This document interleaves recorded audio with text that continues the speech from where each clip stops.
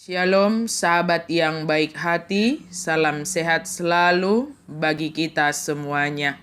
Marilah kita bersatu di dalam doa. Allah Bapa dalam Yesus Kristus, Engkaulah yang kami sembah dan kami muliakan dalam hidup ini. Saat ini kami mau merenungkan firman Tuhan.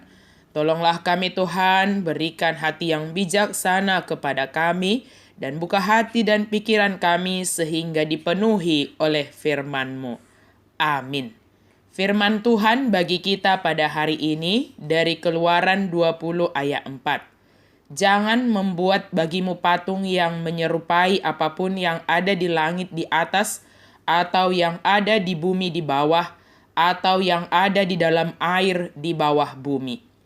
Dan jadi bahenommu diho gana-ganaan, manang suman dia na di banua gijang, nang di tanoon, rodi na di bagasan aek, na di toru ni tano. Jangan membuat patung yang menyerupai apapun. Kita sebagai manusia sangat mudah untuk jatuh pada penyembahan berhala yang mungkin awalnya kita anggap sebagai sebuah patung atau foto atau benda-benda yang cenderung dikeramatkan. Itulah mengapa Allah melarang bangsa Israel sama sekali untuk tidak membuat patung yang menyerupai apapun, baik yang ada di atas, yang ada di bumi, atau yang ada di dalam air. Maksud Tuhan itu baik, agar bangsa Israel tidak sujud menyembah atau beribadah kepadanya. Jika kita perhatikan, bangsa Israel hidup di zaman di mana bangsa-bangsa lain di sekitar mereka memiliki Allah dalam bentuk patung-patung yang mereka sembah. Tuhan dengan tegas melarang bangsa Israel bersikap sama seperti bangsa-bangsa lain. Kita pun merupakan orang-orang yang dipilih Tuhan.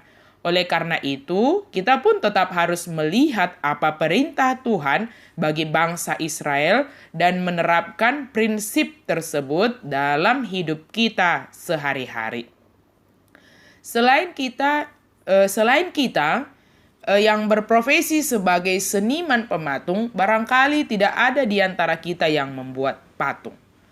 Membuat patung sebagai karya seni tidaklah menyalahi aturan, tetapi jangan menjadi lari dari jalurnya.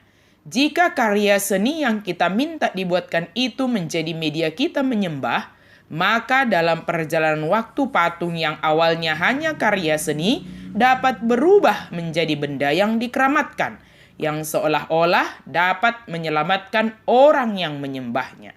Tetapi tahukah kita bahwa mungkin saja ada hal-hal lain yang secara tidak sadar kita posisikan sebagai patung yang kita sembah di dalam hidup ini. Alkitab mengatakan agar kita mengutamakan Tuhan, tidak membuat ilah lain dalam kehidupan kita, dalam bentuk apapun. Jangan sampai hal-hal duniawi mengalahkan hal-hal rohani. Jangan sampai uang dan segala hal di dunia ini mengalahkan Tuhan dalam hati kita. Sudahkah kita menempatkan Tuhan di dalam hidup kita sebagai yang utama? Bukankah kita harus mengasihi Tuhan sebagai hukum yang terutama? Bukankah ketika kita mencari Tuhan terlebih dahulu, maka Tuhan akan menambahkan segalanya bagi kita?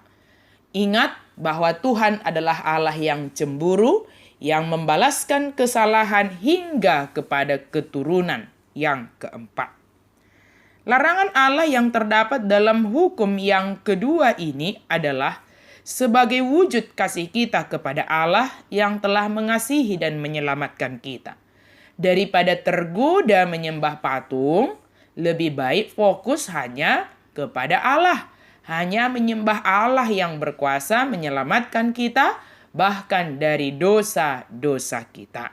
Kiranya kita setia hanya kepada Allah saja dan menjauhkan segala hal dalam bentuk apapun yang menggoda kita untuk menduakan Tuhan. Amin, mari kita berdoa. Terima kasih Tuhan untuk firman-Mu. Mampukan kami untuk menjadi orang yang setia hanya menyembah Engkau saja. Ketika ada godaan-godaan kekuatan duniawi ini, ingatkan kami ya Tuhan, agar kami senantiasa setia menyembah-Mu saja dan menjauhkan segala hal, apapun bentuknya, yang mengakibatkan kami menduakan Tuhan. Tolonglah kami ya Allah, kasihanilah kami dalam nama Yesus kami berdoa dan bersyukur. Amin.